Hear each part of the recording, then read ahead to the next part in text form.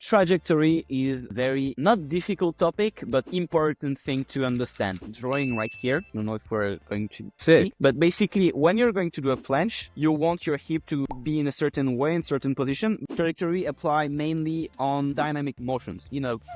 Static motion, there is not that much terms of trajectory. But when you're going to do a push-up, you want your hip to follow a certain trajectory. You want your feet to follow a certain trajectory. You want your shoulder to follow a certain trajectory. For example, for planche, you want your shoulder to be as close to your wrist possible in order to use the elasticity of your shoulder. And when you're going to come back, to be able to use the tricep strength to push back to planche. So that's part of trajectory. Trajectory can also be how you're going to act when you're going to press. Are you going to press from your feet? Are you going to press from your hips? Are you going to press from your shoulders? That's part of trajectory. In pull, for example, when you're doing a front lever pull-up, is the bar going to touch below your belly button? Is it going to touch your belly button? Is it going to touch maybe way below or way higher? That's part of trajectory. If you manage to find the sticking point of your trajectory for your limbs, because of course people have different length of limbs, of arms, of legs, etc. Every trajectory will be different. Now, there is stuff that are important, like for example the thing I said about the shoulder and the wrist. That's for everyone. You are in push, we won't see with the hoodie maybe, but if you are too much like that in your push-up, it's going to be harder than if you're really like that. Just the fact of being able to regain height after your push-up is going to allow you to press better than if you are dead in dead planche like that. You're going to be more low and it's going to be a longer range of motion in order to come up to press.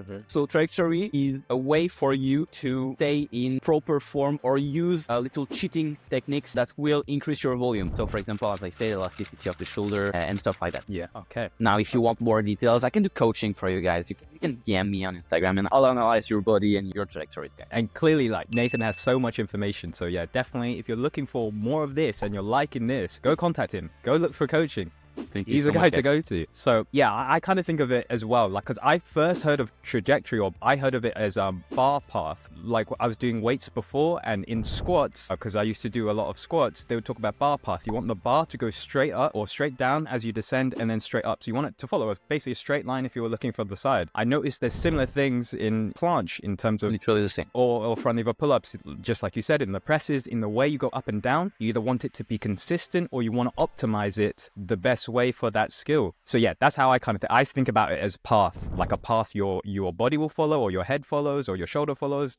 So yeah, I'll try to show on a little drawing. Yeah, this drawing thing is really sick. I'm trying. So you see, you have your hip point. I don't know if we'll be able to see. You have your hip here, and your hip is able to do either here, either there when you're going to go down and push up, right? And you need to adapt to whatever your body is good at in order to use the most cheating possible in order to come back as strong as possible. To me, for my body, planche, if you're doing it perfectly and you have a good understanding of it, it should be maybe 60% technique. Do you have any general guidelines for, okay, if someone is watching this video and they think, okay, how can I improve my trajectory? Or they're looking at the video and think, okay, what am I doing wrong? Anything they should look at to try and optimize? Shocked because people don't do that anymore, or kids don't do that anymore, because I speak a lot to, when I train at the gym, I try to help the kids that come to the gym and stuff. Not often, but when I feel generous, I do go and try to help people. But guys, go on YouTube, go on Instagram, look at people that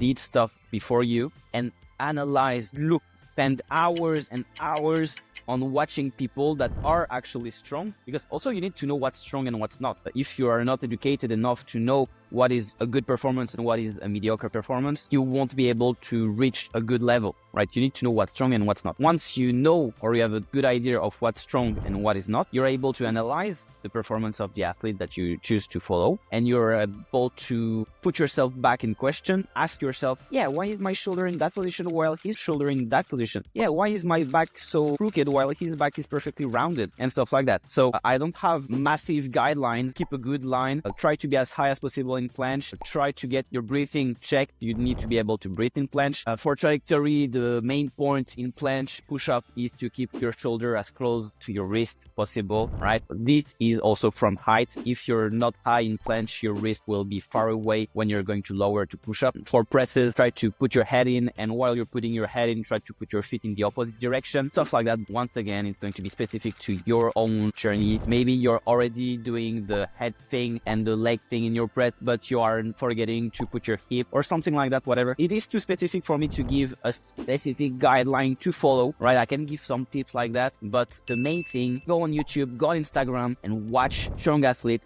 Strong athlete, please guys, not a random dude that you like because he put it funk on his edit or whatever. Go look a strong guy.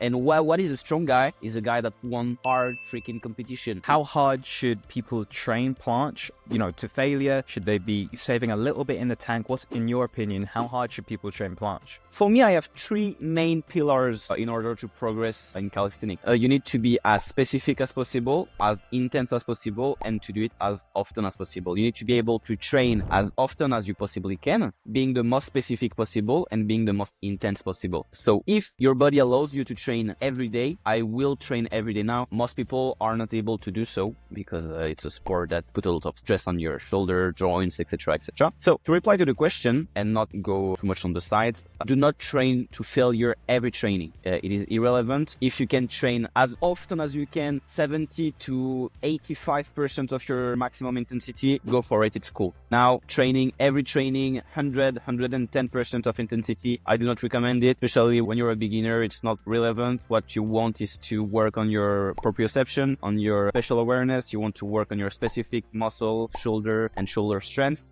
Mostly, but if you work planche, you need to spam planche in order to get very good at planche. Is going to failure every set relevant? I would not say so. Even to my level, in my training, maybe there is 1 or 2 sets that I do failure, and I use very specific intensification methods like rest pose or drop set and stuff like that. But it's rare. I'm not going to do that every session. It's if I feel that I'm able to do so, let's say. Next question. So we're kind of going to go on a little bit because a really big part of, I guess, your training and your vlogs that I've seen is this concept of activation. Some people may not know what that is or, you know, really what's involved with that or how that may help them. You want to give a little definition of what is activation or whatever you might call it, if that's not what you call it or think about it as. Yeah, a little definition for the people that might not know. Okay, I'll try to answer to that the best way possible. So I call it activation. Livan call it grease the groove.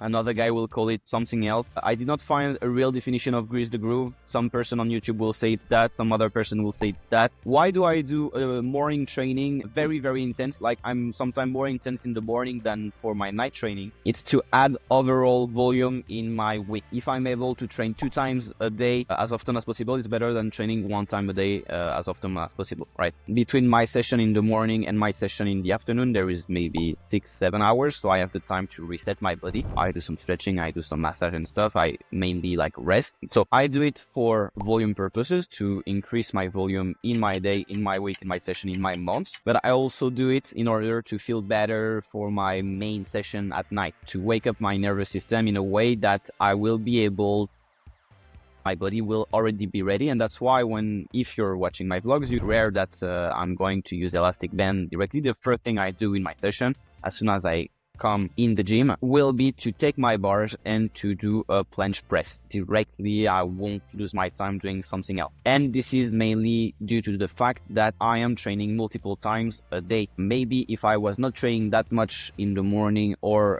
in my day in general, it would be harder for me to directly enter my training in planche, right? But my goal is to be the more efficient possible and to be the most specific possible. And for that, I think it is pretty relevant to try to enter your training in planche directly. Now, when you achieve a certain level, if you don't have a straddle planche, I'm not telling you to do a straddle planche directly without warming up specifically, right? But I'm not advising you to waste your time doing stuff like that and stuff like that for 20 minutes, right? Or the thing with the elastic like that. I do not recommend you to do that. There is better things to do than that. Maybe doing a little session of lean in the morning if you have the time will be a better way for your body to understand what you're asking him to do than wasting your time before your session doing a shoulder rotation and stuff like that. To conclude, it is for optimization, feeling better for my training at night. It is for volume purposes, and yeah, because I can do it also, so why not? I'm getting a sense of, try it and see, and then build up the volume in the activation. Maybe just do maybe 1 or 2 sets or something and build up to it, because you've built up to it, you said, in a year, and then you've been able to reduce your warm-up as well because of that. So yeah, sounds like that's pretty good. Also sounds like there's an aspect of genetics. You said about the extension and workout. Sure. So, maybe again, the people have to experiment and see, okay, does this work for me or does it not?